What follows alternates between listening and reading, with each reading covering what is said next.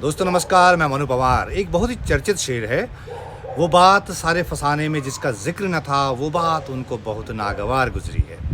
हरिद्वार ज़िले को लेकर मैंने जो पिछला वीडियो बनाया था, उसका एक एक कमेंट मैंने पढ़ा तो हैरानी हुई। कई लोग जो है वो तुनक गए उससे, और पता नहीं उनके दिल को क्यों गहरे लगी है। पिछली वीडियो में मैंने तो सिर्फ हरिद्वार ज़िले के उत्तराखंड में मिलाए जाने से जुड़ा हालिया जो इतिहास था उसको बताया था, वो भी फैक्ट के साथ, तथ्यों से कोई छेड़छाड़ नहीं की। यूपी की विधानसभा से लेकर देश की संसद तक उस वक्त जो हुआ था उसका जिक्र भर मैंने उसमें किया था। वो सब तो पब्लिक डोमेन में मौजूद है, कोई भी चेक कर सकता है, गूगल कर सकता है कोई भी। अगर उसमें कोई तथ्यात्मक गलती है तो उसे चैलेंज कीजिए। लेकिन ताजुब है कि पता नहीं कई लोगों को वो बात क्यों चुप गई। अब जो इतिहास है वो तो है, उसे मैं तो बदल नहीं सकता। पिछली वीडियो पर मैं लोगों के कमेंट्स पढ़ रहा था दोस्तों, तो कुछ लोगों ने लिखा कि हरिद्वार ज़िला नहीं होगा तो उत्तराखंड भूखों मर जाएगा। कोई कह रहा है कि पैसा कहाँ से आएगा। अरे भाई, इतनी अति भी मत कीजिए ना। अगर हिमाचल प्रदेश में कोई हरिद्वार नहीं है तो क्या वो भूखों मर रहा है? ये फिजूल की बात है। कोई भी राज्य भूखों नहीं मरता, उसकी आमदनी के नए जरिए तैयार हो जाते हैं, वो नए रास्ते तलाशता है। हरिद्वार अगर रेवेन्यू दे रहा है तो वहाँ खर्चा भी तो हो रहा है, खर्चा भी हुआ है। लेकिन हर जगह दोस्तों पैसा नहीं देखा जाता है। हर राज्य की अपनी अस्मिता, अपनी एक विशिष्ट पहचान, अपनी संस्कृति, अपना कैरेक्टर होता है। हमारी पहचान देवभूमि के रूप में है, हमारी पहचान एक शांति प्रिय प्रदेश के रूप में है। बंदूक संस्कृति हमारी पहचान हो ही नहीं सकती। हमारे यहाँ राजनीति का बिहार मॉडल नहीं चल सकता।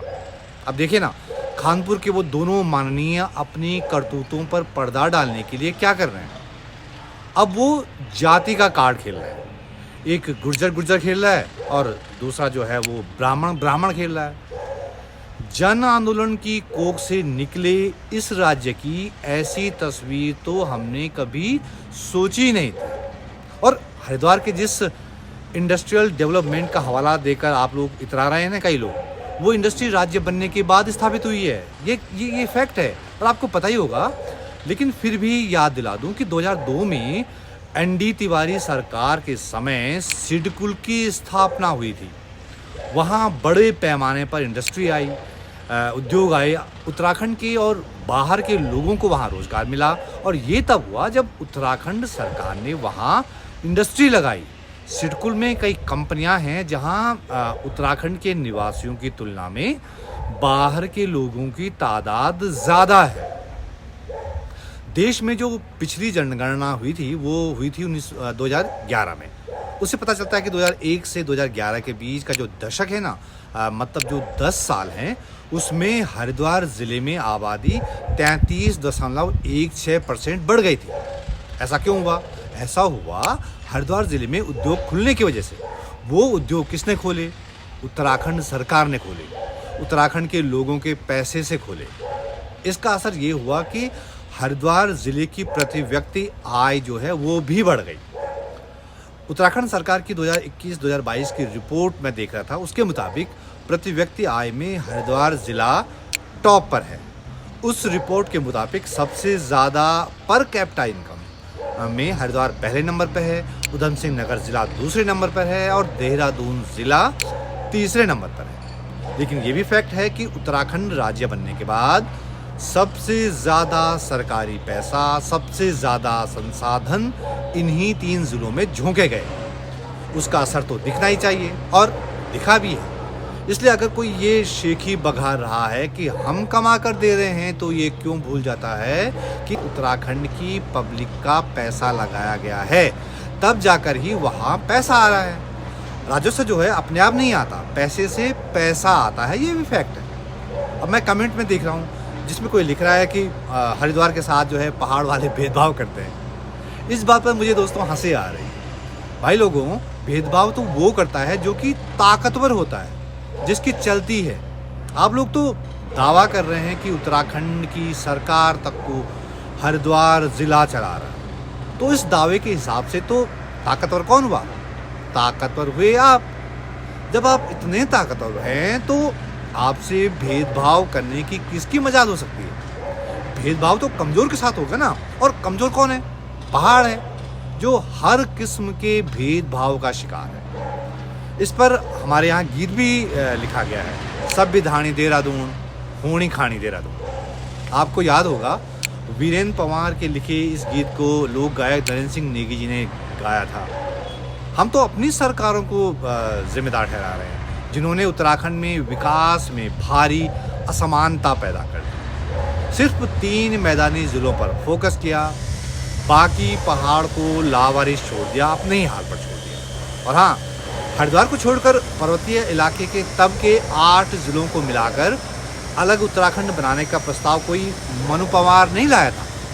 देश के सबसे बड़े राज्य यूपी की विधानसभा में वहां के चुने हुए मुख्यमंत्री मुलायम सिंह यादव ने 24 अगस्त 1994 को पेश किया था।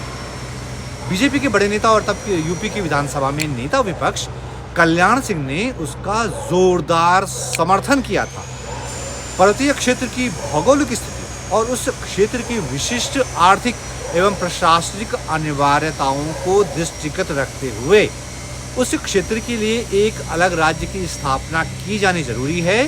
ये उत्तर प्रदेश सरकार की वहाँ की विधानसभा में कहा। विधानसभा से पारित प्रस्ताव में बाकायदा इसका जिक्र है। वही प्रस्ताव केंद्र सरकार के पास गया, जिसके आधार पर इस राज्य का गठन हुआ। एक बात और, सन 2000 में हरिद्वार को उत्तराखंड में शामिल न करने की मांग पहाड़ों की ओर से नहीं हुई थी, खुद हरिद्वार की तरफ से हुई।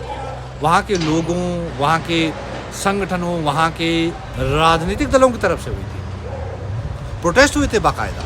2004 में जब हरिद्वार लोकसभा क्षेत्र के वोटरों ने समाजवादी पार्टी के उम्मीदवार राजेंद्र कुमार बाडी को चुनाव जितवाया, तो हरिद्वार के लोगों का उत्तराखंड से अलग होने के लिए वो जनादेश माना गया था, क्योंकि समाजवादी पार्टी कभी भी हरिद्वार को उत्तराखंड में शामिल करने की पक्षधर नहीं रही है। पिछले वीडियो में इसकी डिटेल में आपको बता चुका हूं पहले ही, आप देख सकते हैं। जब हरिद्वार जिले के लोगों ने 2004 में हुए देश के इलेक्शन में अपना रेफरेंडम सुना दिया था, तो वहां की जनभावना सुनी जानी चाहिए थी। इसमें पहाड़ को दोष मत दीजिए। पिछली वीडियो में मैंने बताया कि कैसे आडवाणी साहब के गृह मंत्रालय ने पूरे हरिद्वार जिले को जबरन उत्तराखंड के साथ चिपका दिया। छिटपुट विरोध के अलावा पहाड़ के लोग कुछ कर ही नहीं पाए। अब जब हम यही बात याद दिला रहे हैं, तो कुछ भाई लोग नसीहत दे रहे हैं कि नफरत न फैलाओ।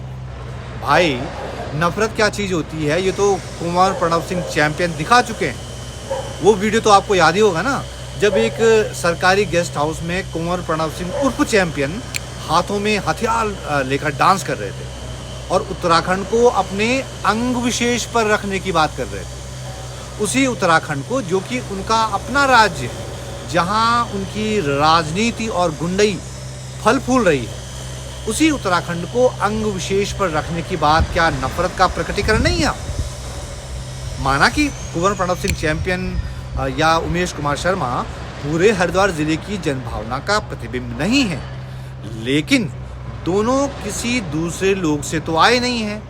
हरिद्वार जिले की जनता के वोट से ही चुनकर आते रहे हैं, तो उन्हें अलग करके कैसे देखा जा सकता है?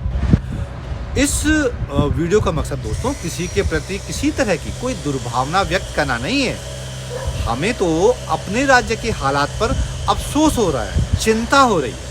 लेकिन अगर कोई चाहता है कि हम अफसोस भी न मनाएं, चिंता भी न जताएं, तो भाई लोगों ऐसा तो नहीं हो सकता ना। अपने राज्य की फिक्र करने का हमें हक है। मुझे उम्मीद है ये बात सबकी समझ में आएगी। फिलहाल ये वीडियो देखने के लिए दोस्तों आपका बहुत धन्यवाद, और जल्द मिलते हैं एक नई वीडियो के साथ। तब तक के लिए नमस्कार, और जाते जाते मेरे YouTube चैनल को ज़रूर सब्सक्राइब करें। आपको पसंद आया वीडियो तो लाइक कीजिएगा, और इस वीडियो के लिंक को दूसरों तक भी पहुंचाएं। ये वीडियो देखने के लिए आपका बहुत धन्यवाद। नमस्कार।